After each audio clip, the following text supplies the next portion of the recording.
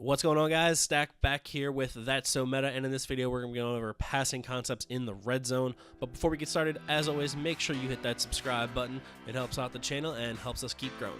Now, we are going to be going over concepts in this video. You don't necessarily have to run these exact plays, but I like a trip set. We're going to be going up against everybody's favorite defense in the game, cover 4, drop, contain. It has only 3 rushers, so it's a hell of a formation to try to pass against. Now, this play we're going to be looking at right here is from stick. You'll see that we have an in route that we smart routed to our high catch and traffic guy, Gronkowski, and a flat route on the same side.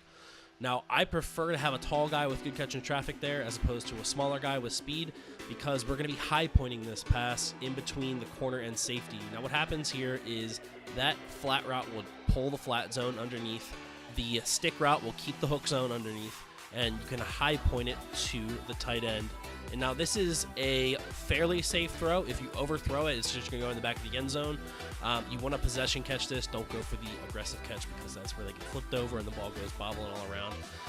If your opponent decides they're going to use this in route, they've seen it before, they're going to go cover it this time. Well, now you have the tight end route open underneath. So just make sure you don't blindly throw this and know that you'll have time in the pocket most likely if you see this look on defense because they're only rushing 3. Now, what you can also do on this backside, if you want to go empty, you can wheel this halfback, and you have on the left side a very similar concept, but with this pass to the X receiver, you're going to be low throwing that. Now, you're going to use LB or L1 on PlayStation down and the receiver icon. You want to keep this one low and possession catch this because if you go for a high point with a slant, the safety is going to come through and just clean your clock. So be very careful. What you can also do against if they're running cover 4, or excuse me, if they're running like cover 2 or cover 3, you can run 4 verticals from trips. That seam route will always get into a great spot against cover 3 and cover 2. You want a high point pass lead up. High point pass lead up is very important. The safeties will split, they'll go out wide. High point pass lead up, the user will most likely be following the tight end route across the middle, and you'll have an easy completion for a touchdown.